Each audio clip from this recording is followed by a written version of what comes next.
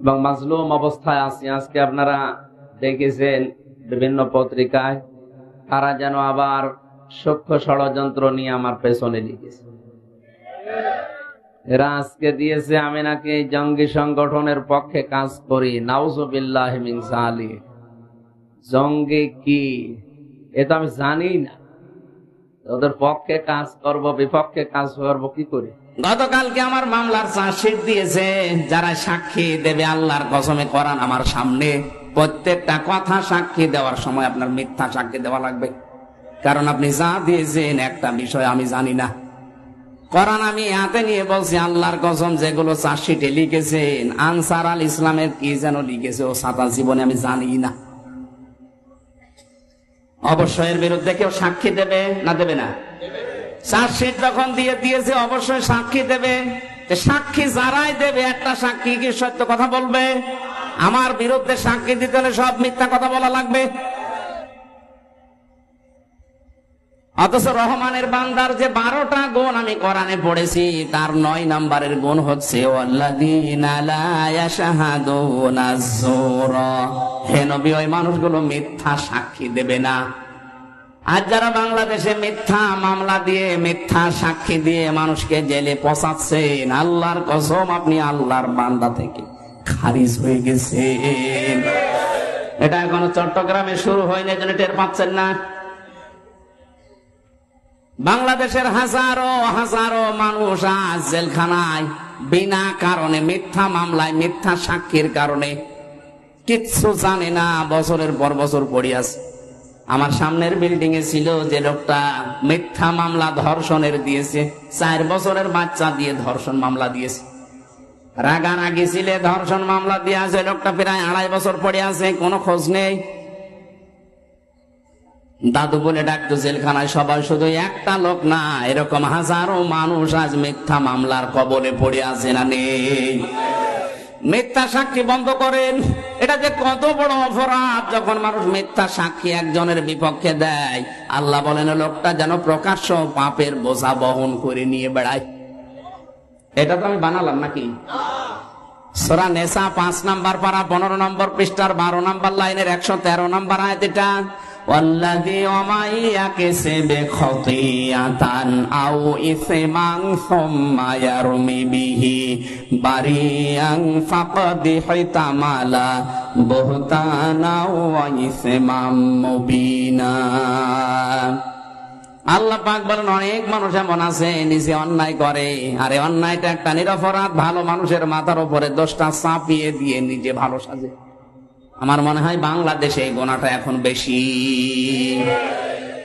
ফাকাতি হয়তামালা বহতানা ওয়া ইসমাম মুবিনা, সেজন্য প্রকাশ্য পাপের বোঝা বহন করে নিয়ে বেড়াচ্ছে।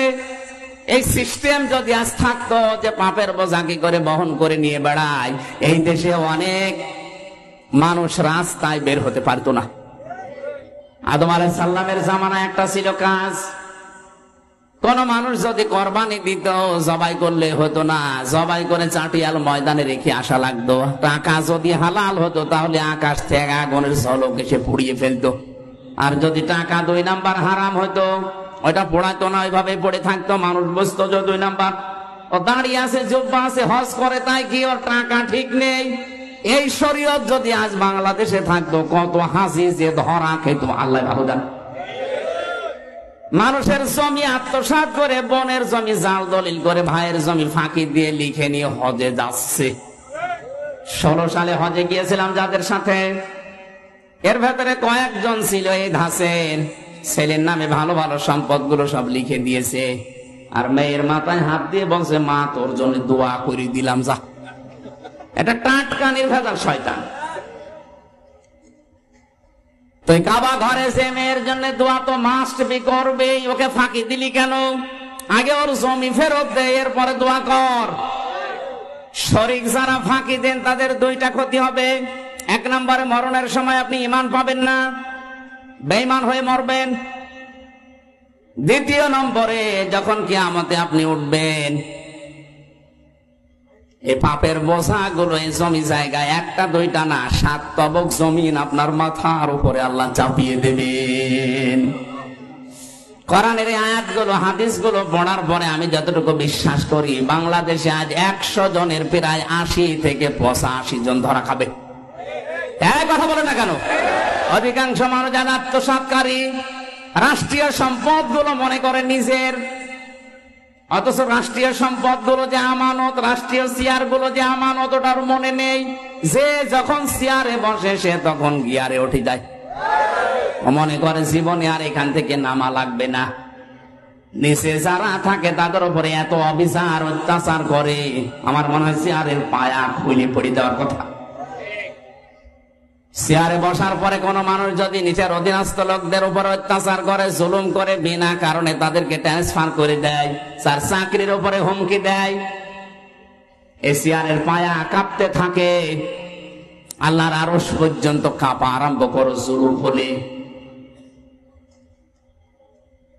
আদম আলাইহিস সালামের জামানার যে শরীয়ত, আমাদের দেশে যদি ওই শরীয়ত এখন নাজিল হতো, বলেন তো এ দেশে অনেকেই ঘর থেকে বের হতে পারত? মিথ্যা সাক্ষী দিয়ে আমাকে 3টা বছর আপনি অন্ধকারে রাখলেন, আপনিও তো বের হতে পারতেন না। আমরা মামলার আয়ু থেকে শুরু করে যারাই সংশ্লিষ্ট, আল্লাহর কসম একজনও কিয়ামতে মাপ পাবে না যতক্ষণ আমি মাপ না করব।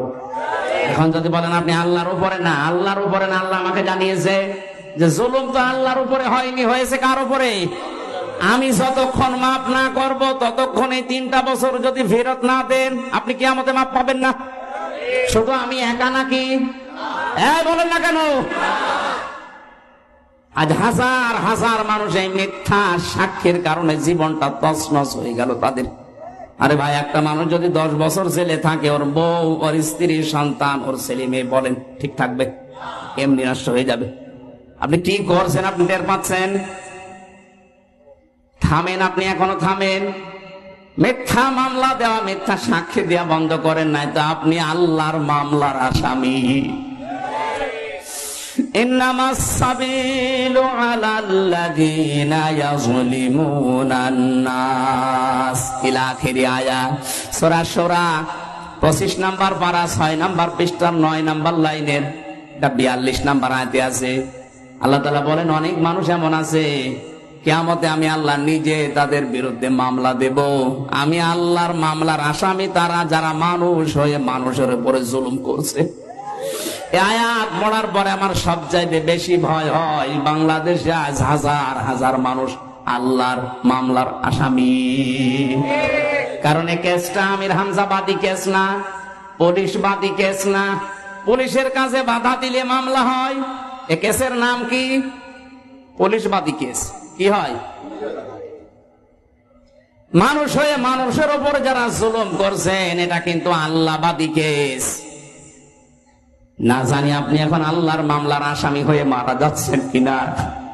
যতই হজ করেন, যতই তাহাজ্জুদ পড়েন, না হবে না। আপনি তো যার তার মামলার আসামি হয়ে গেছেন। আপনি আল্লাহর মামলার আসামি। যিনি বিচার করবেন তিনি বাদী। আপনি নিজেই বলেন আপনি যাবেন কোথায়?